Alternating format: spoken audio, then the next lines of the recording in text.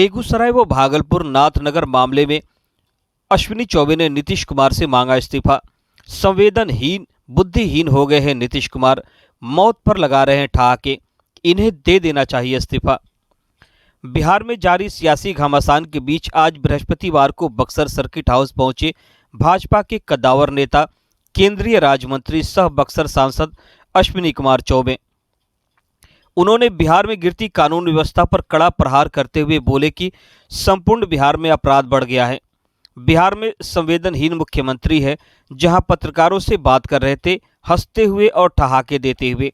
यह अपनी गलती को छुपाने के लिए जाति धर्म की बात कर रहे हैं। जहां एक तरफ 30 किलोमीटर तक गोली चलती रही, यही जंगल राज है। अपनी कमी छुपाने के लिए जनता के बारे में कह रहे हैं, यह कितना दुर्भाग्यपूर्ण बात है। यही जंगल राज है, जहां 30 किलोमीटर तक गोली चलती रही, दोनों तरफ से लोग मरते रहे, अस्पताल में लोग दम तोड़ने की स्थिति में है। आज भी कई लोग प्राइवेट अस्पताल में इलाज करा रहे हैं। आपने इनकी चिकित्सा का व्यवस्था भी आपने नहीं किया और आप ठहाके दे रहे हैं।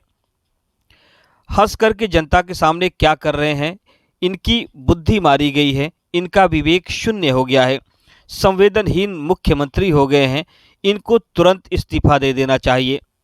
जहां जंगल राज्य में घटनाएं हो रही हैं, अभी देर रात तक नागपुर में सिल्क व्यवसायी मुस्लिम भाई की हत्या कर दी गई। लगातार बिहार में हत्या, लूट, डकैती हो रही है। इसी को जंगल राज कहते हैं नीतीश जी।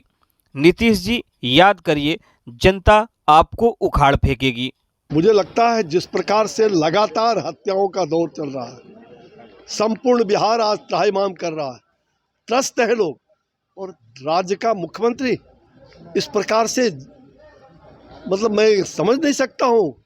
कल आपने देखा कि पत्रकारों से बात कर रहे थे हंसते हुए और ठाका देते हुए, और उसको नॉन सीरियस, ये अपनी गलती को छिपाने के लिए उन्होंने यहाँ तक कह दिया, जाति और धर्म की बात कह दी कि वो टोला 30 किलोमीटर तक एक जाति और एक धर्म का था। दुर्भाग्य है इस बिहार का, जो चाहते हैं कि ये जनता के सामने जनता को गुमराह करके और अपना दोष, अपनी गलती को छिपा करके और जनता को मरने का प्रयास कर रहे हैं, जनता के बारे में कह रहे हैं।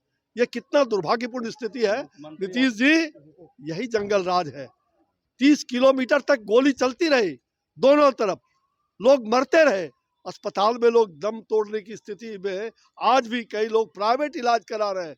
आपका कोई एक चिकित्सा का भी व्यवस्था आपने नहीं किया, और अट्टहास कर रहे हैं, ठाका दे रहे हैं, हंस करके जनता के सामने क्या कर रहे हैं आप?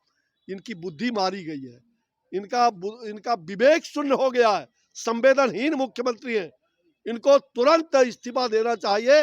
राज्य में लगातार, अभी देखा देर रात में नाथनगर में एक व्यवसायी मुस्लिम भाई का, जो सिल्क व्यवसायी थे, उसकी हत्या कर दी गई। ये दुर्भाग्य है बिहार का, लगातार हत्या, डकैती, लूट पाट। बिहार, इसी को जंगल राज कहते हैं। नीतीश जी, याद करिए, जनता आपको उखाड़ फेंकेगी।